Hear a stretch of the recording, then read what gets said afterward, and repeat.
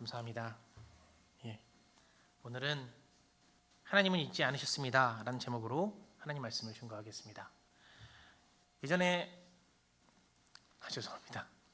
앞에 한 분이 누워 계시니까 제가 성경 말씀에 그런 말씀 있잖아요. 이렇게 중풍병자 지붕을 뜯어가지고 이렇게 내려주었던 그때 하나님이 내 믿음이 너를 구원했다 이런 얘기를 하시잖아요. 오늘 구원의 역사가 있기를 소망합니다. 제가 예전에 사역했던 교인들을 어쩌다 만나게 될 때가 있습니다. 결혼식 같은 곳에서 이제 뵙게 되는 거죠. 만날 때마다 저희 아이들에게 한 번도 빠지지 않고 돌아오는 질문이 있습니다. 혹시 무엇인지 아십니까? 선율아, 나 기억해? 은율아, 집사님 기억나?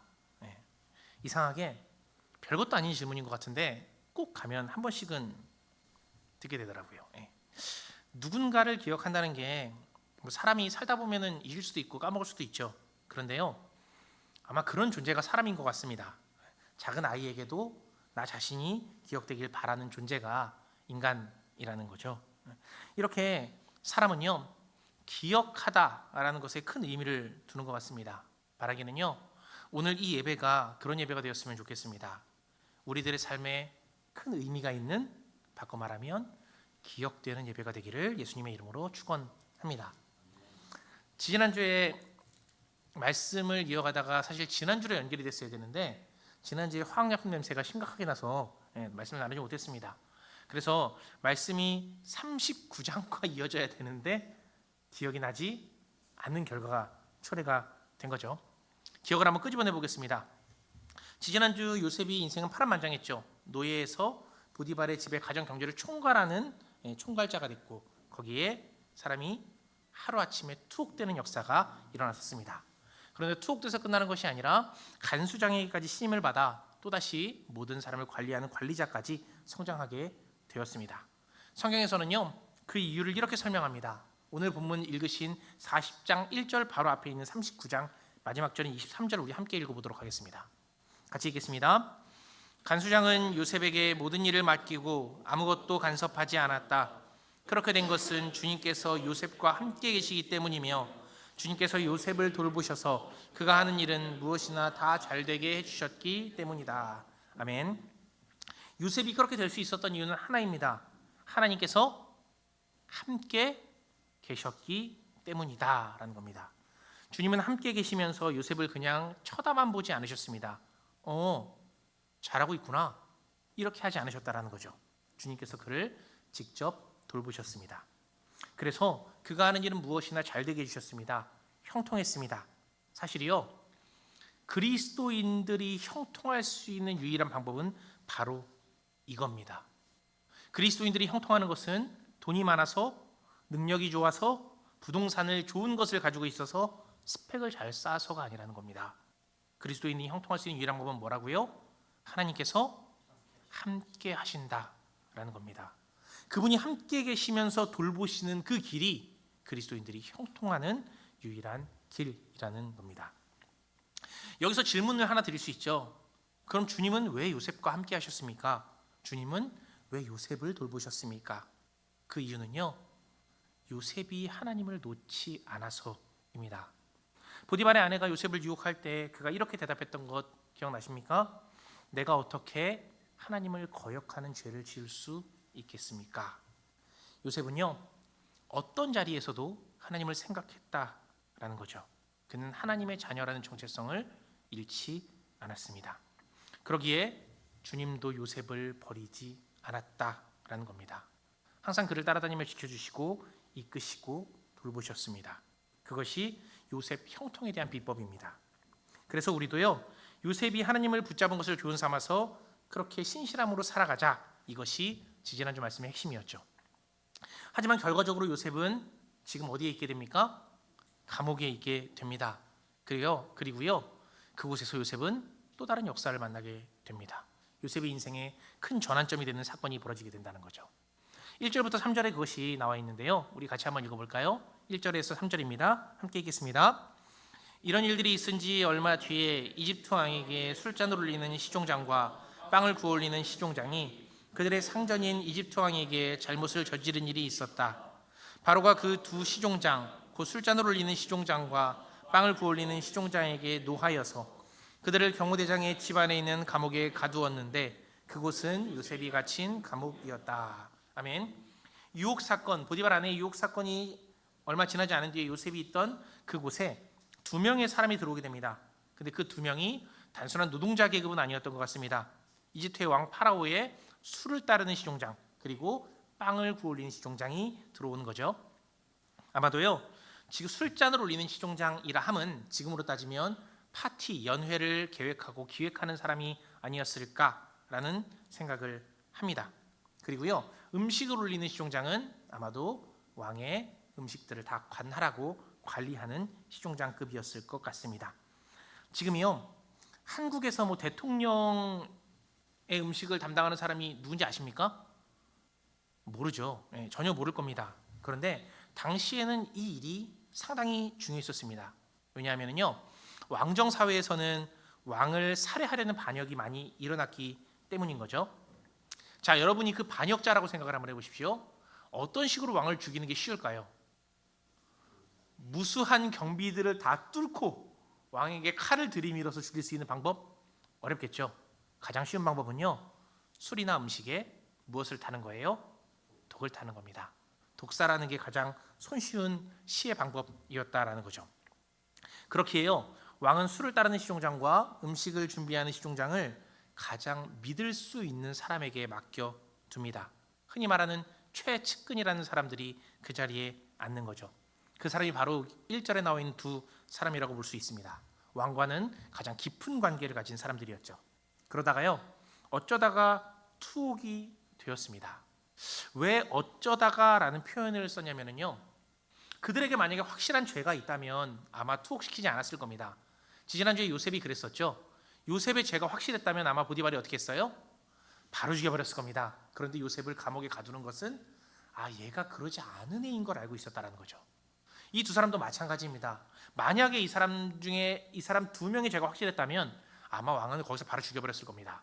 그런데 의심이 될 만한 일은 있는데 누구인지는 몰랐다라는 거죠. 생각을 해보십시오. 왕들이 음식을 먹을 때 술을 따로 먹습니까? 그러지 않죠. 두 개를 한꺼번에 먹잖아요. 그러니까 뭔가 둘 중에 하나 잘못은 있었던 것 같은데 이게 누군지 모르니 일단 두 사람 다, 의심이 든 사람 다 감옥에 가두었다라는 거죠. 그래서 엄격한 규율로 통제를 했어야 할 겁니다.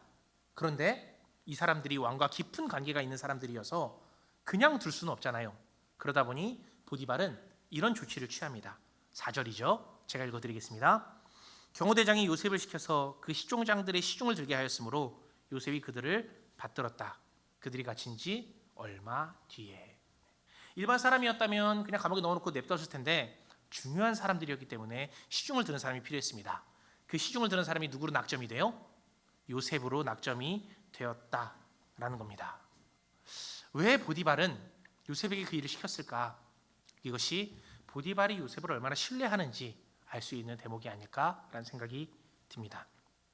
여기서 또 의미 있는 구절이 하나가 나오죠. 뭐냐면요, 그 시종장들이 시중을 들게 하였으므로 요셉이 그들을 어떻게 했다고 나와요?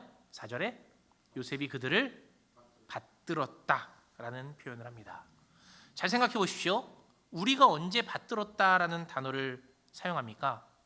내가 한 여자를 좋아합니다. 가정이에요, 가정. 제가 지금 다른 마음이 있다는 게 아니라 한 여자를 좋아합니다. 그래서 그에게 선물을 줍니다. 그럼 받들었다는 표현을 씁니까? 안 쓰죠, 일반적으로는. 그렇죠? 음식을 사줍니다. 받들었다는 표현을 쓰나요? 쓰지 않습니다. 단어 그대로 표현을 하자면요, 받들었다는 받쳐서 들었다라는 겁니다. 그럼 누가 받침대가 되어야 됩니까? 그렇죠. 섬기는 자신이 받침대가 되어야 한다는 거죠. 내가 받침대가 되어서 그 사람을 높이 들어줄 때, 올려줄 때 받들었다라는 말을 쓰는 겁니다. 받들었다는 단어는 그래서 많은 단어로 바꿀 수 있습니다. 존경하다, 공경하다, 기리다, 모시다, 섬기다, 높이다, 숭배하다, 떠받들다까지 이 모든 것들을 하나로 함축했을 때 비로소 받들었다라는 말을 쓸 수 있는 거겠죠. 여기서 요셉이 하나님이 함께 하셨다라는 그런 역사가 나타나는 그 비밀을 알 수 있습니다. 요셉은요, 하나님을 섬기듯이 다른 사람을 섬겼기 때문에 하나님께서 형통하게 해주셨고 세워주셨다라는 거죠. 아마 상당히 열심히 한 것도 맞지만 그 섬김에서 진심이 나타나야 될 겁니다. 그 진심이 보였기 때문에 보디발이나 간수장이 요셉을 신뢰했다라는 겁니다. 저는요, 이 말씀이 요즘 저에게 가장 큰 은혜가 됩니다. 하나님, 저 역시 이런 사람이 되게 해주세요. 누군가에게 믿음을 줄 수 있는 사람, 나에게 누가 부탁을 하면 이 사람이 해결해 줄 수 있을 것 같은 그런 느낌을 주는 사람, 그런 섬김을 하는 사람, 제가 그런 사람이 되게 해주세요 라고 저는 기도를 하고 있습니다. 요셉은 이렇게 두 사람을 극진히 모셨습니다. 그러자 사건이 벌어집니다. 5절에서 7절이죠. 우리 같이 한번 읽어보겠습니다. 감옥에 갇힌 두 사람, 곧 이집트 왕에게 술잔을 올리는 시종장과 빵을 구워 올리는 시종장이 같은 날 밤에 꿈을 꾸었는데 꿈의 내용이 저마다 달랐다. 다음 날 아침에 요셉이 그들에게 갔는데 요셉은 그들에게 근심스러운 빛이 있음을 보았다. 그들에게서 요셉은 자기의 주인의 집에 자기와 함께 갇혀 있는 바로의 두 시종장에게 물었다. 오늘은 안색이 좋아 보이지 않습니다. 왜 그러십니까?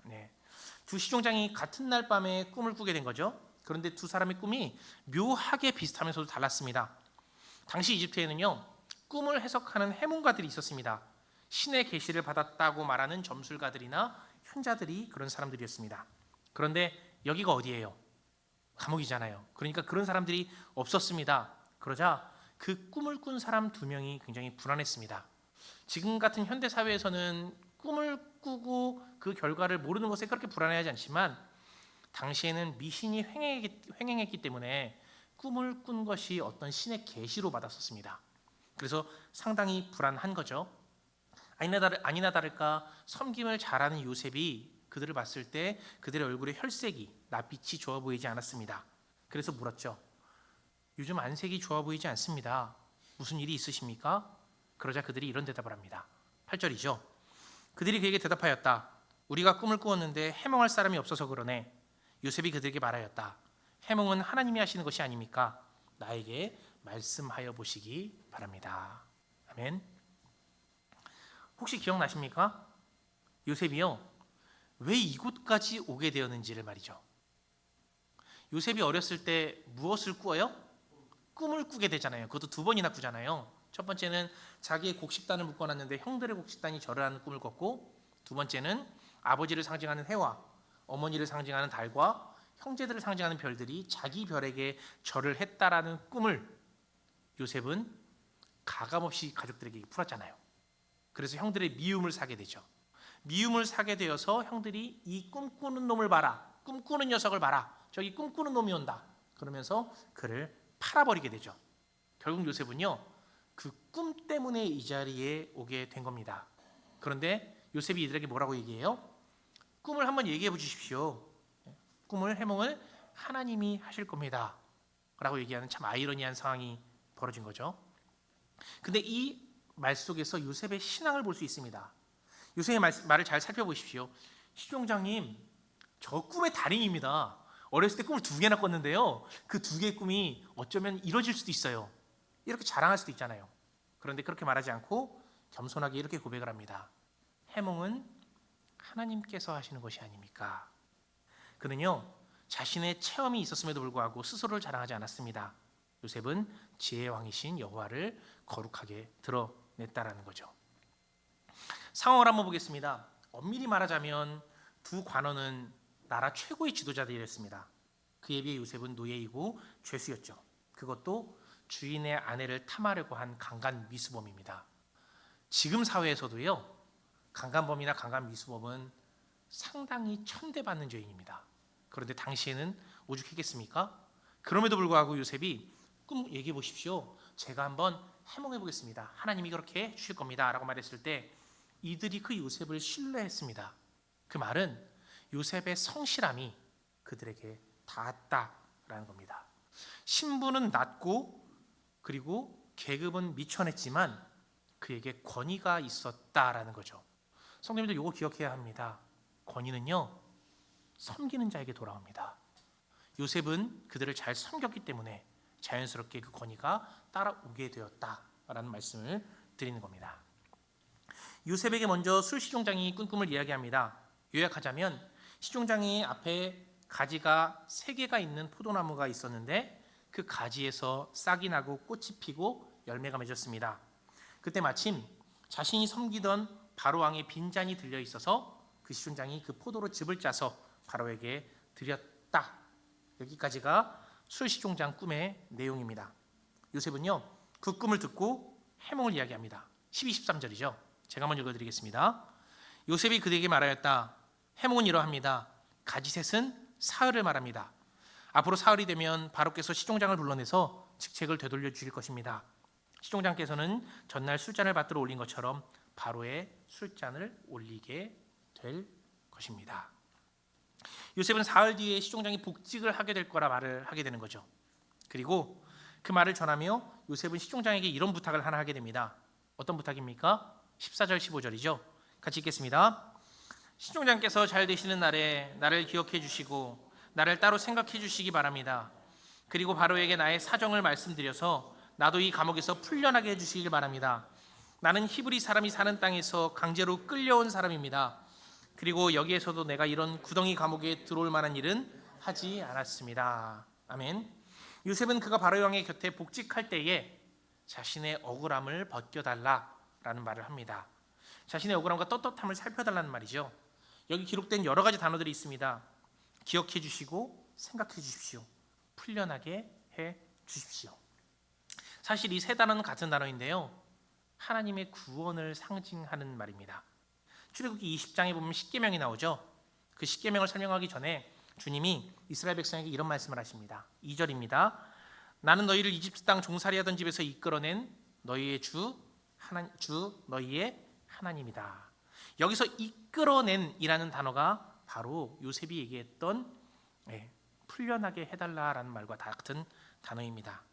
종살이에서 너희를 구원했다라는 이 말씀이 요셉에게는 지금 술 맡은 시종장님 저를 구원해 주십시오. 저를 기억해서 바로의 왕에 전해줘서 저를 구원해 주십시오 라는 간절한 말로 바뀌어져 있는 겁니다. 요셉은요 지금 자신의 억울함을 이야기하면서 이곳에서 건져달라고 아주 간절한 호소를 하고 있는 중이죠. 솔직하게 말하면 저는 이 15절을 읽는데 조금 놀랐습니다. 왜 놀랐냐면요 요셉이 지금까지 당한 일에 억울하지도 않나? 라는 생각이 들었기 때문입니다. 형들이 자기를 팔았잖아요. 그러면은 그 안에 어느 정도의 마음의 분노가 있어야 하는 것이 당연한 일이잖아요. 그런데 요셉은요 여기서 형들에 대한 어떤 원망도 이야기하지 않습니다.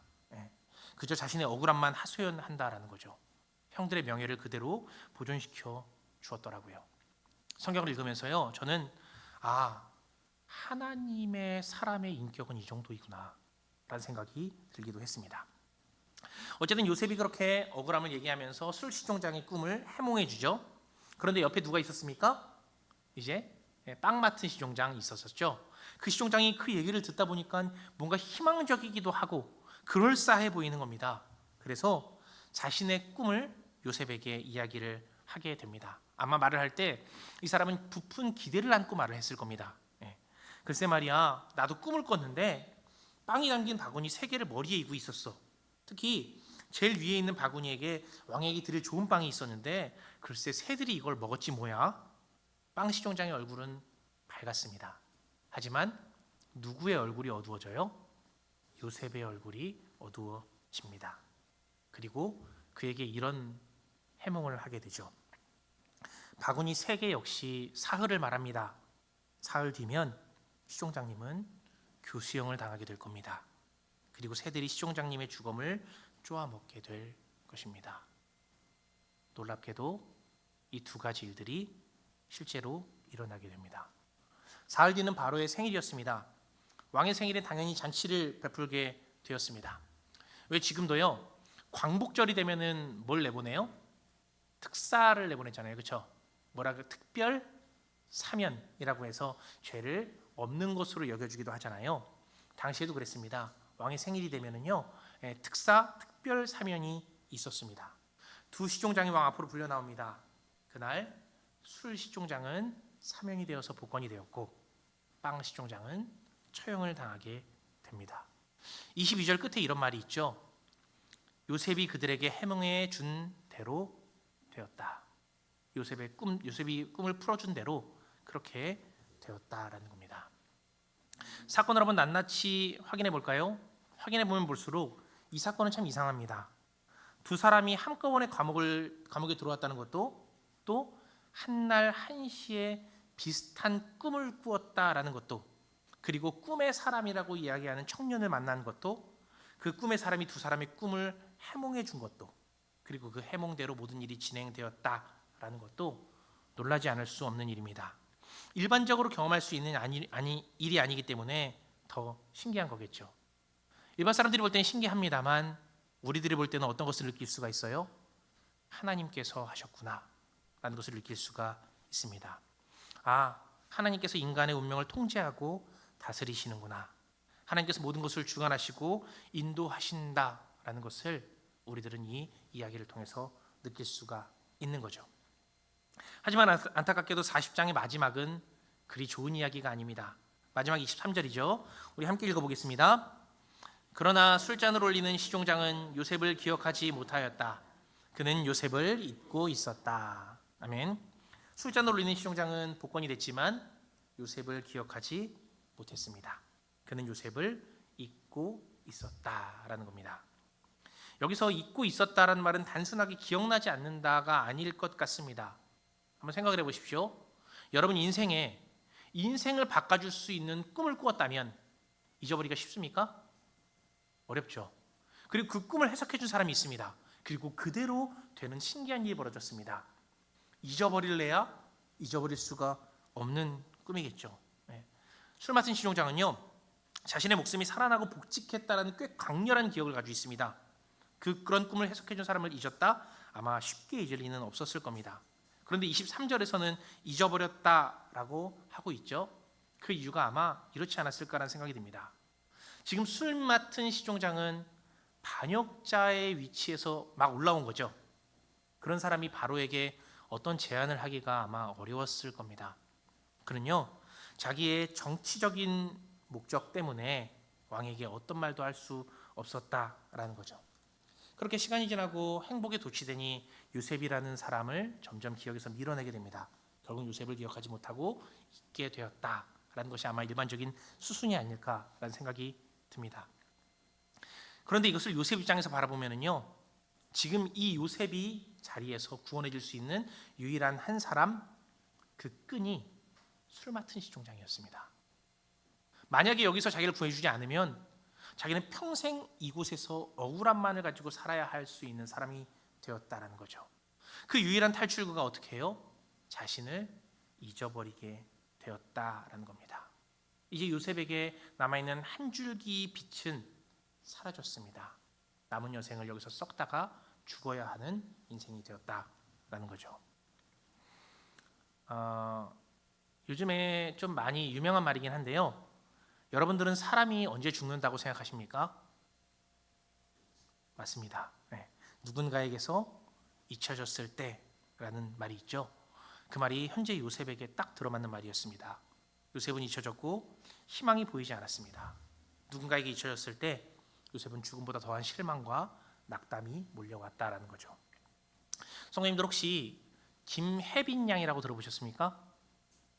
김혜빈 양. 2023년 8월 3일 17시 55분경에요. 분당 서현역에서 흉기난동 사건이 벌어지게 됩니다. 범인은 최원종이라는 사람이었습니다. 그 사람이 부모의 차를 끌고 인도로 돌진해서 사람들을 치고 다녔죠. 5명을 쳤을 때에 타이어가 펑크가 나서 더 이상 움직일 수 없게 됩니다. 그러자 그가 어떻게 합니까? 준비했던 칼을 가지고 AK 플라자라는 백화점에 들어가서 2층에서 5명, 1층에서 7명이라는 사람을 찌르는 칼부림 사건을 벌였던 아주 충격적인 테러 사건이었습니다. 그때 처음 차에 치인 사람 중 한 명이 김혜빈이라는 사람이었습니다. 혜빈 양은 이제 막 대학에 들어간 미술학도였습니다. 이날은 방학 중이었는데 미술학원에서 일을 하다가 잠시 커피를 사러 밖에 나온 그때에 묻지마 참변을 당하게 된 것이었죠. 보통이요, 이런 충격적인 사건이 일어나면 가해자의 이름이 나오지 피해자의 이름이 등장하지는 않습니다. 대표적으로 화성에 있었던 연쇄살인 사건이 있었잖아요. 그 사건의 피해자들의 이름은 우리는 아무도 모릅니다. 하지만 가해자의 이름은 정확히 기억하고 있죠. 이춘재라는 사람 기억하고 있습니다. 흔히 알고 있는 조두순의 성범죄 피해자 나영희 사건, 양천구 입양아 학대 사망 사건인 정인이 사건 같은 경우에도요, 본명이 아니라 가명입니다. 그런데 김혜빈 양은 미디어나 기사에 이니셜이나 가칭이 아닌 항상 본명으로 등장을 했었습니다. 왜 그랬을까? 그 이유는 단 하나입니다. 그 부모님들이 그렇게 하기를 원했기 때문입니다. 혜빈 양의 부모님은요, 한 인터뷰에서 이런 말을 했습니다. 세상의 부모가 다 똑같죠. 내 딸인데 그냥 혜빈이 있는 것만으로도 행복했죠.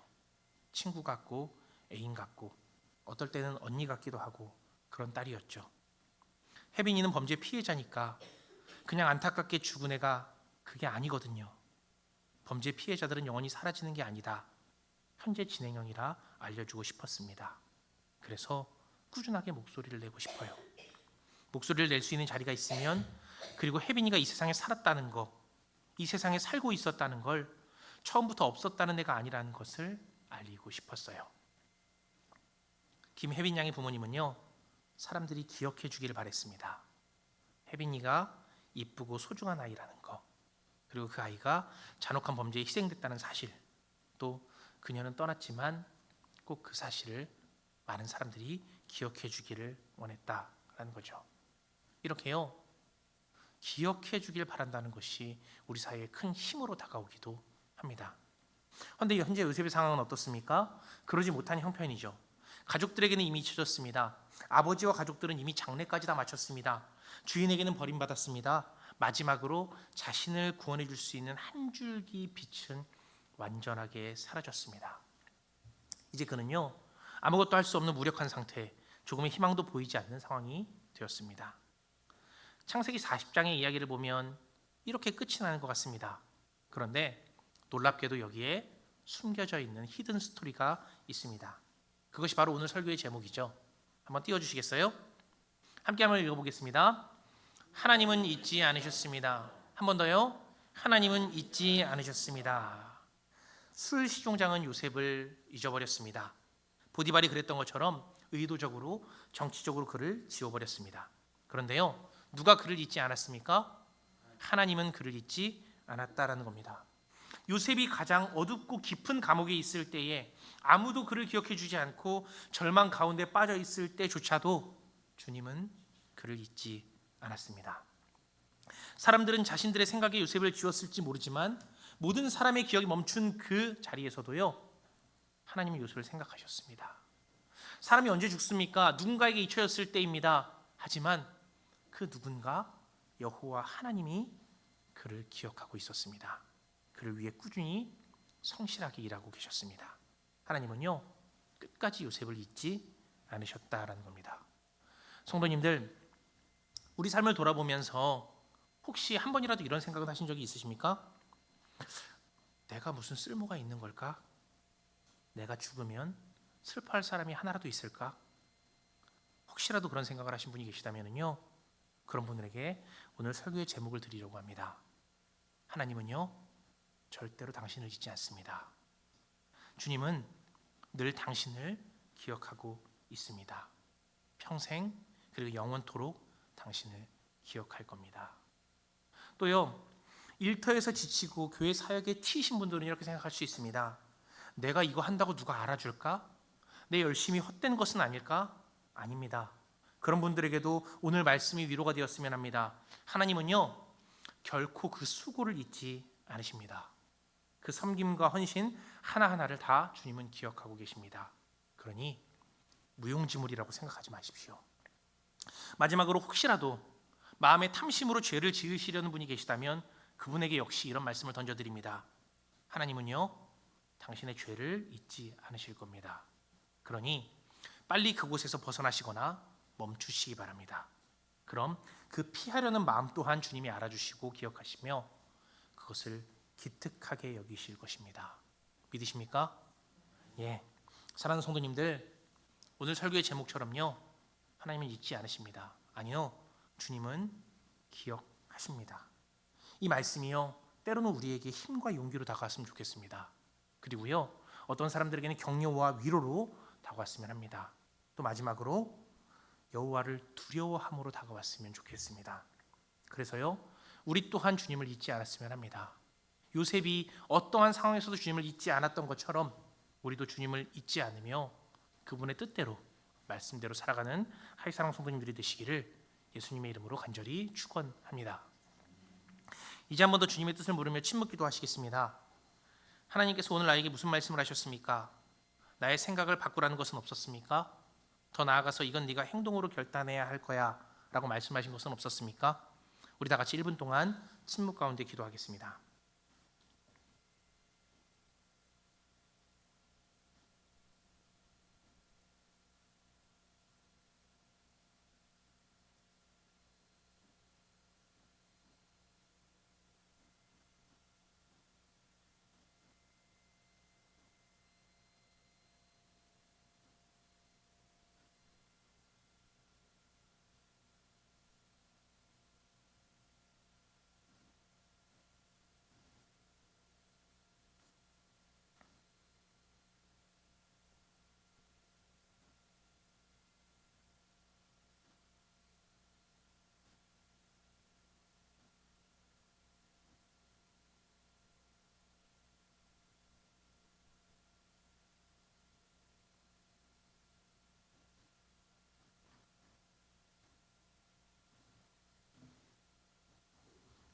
하나님, 주님은 언제나 나를 잊지 않으십니다. 우리를 기억하고 계십니다. 그처럼 우리들도 그런 자녀들이 되기를 원합니다. 주님을 잊어버리지 않게 하여 주시옵소서. 또 그리고 우리의 이익을 위해서 주님을 지우는 일 없도록 인도하여 주시옵소서. 주님의 말씀을 외면하지 않으며 성실과 경건으로 살아가게 우리를 도와 주시옵소서. 예수님의 이름으로 기도드립니다. 아멘. 이제 모두 자리에서 일어나셔서 함께 찬양하시면서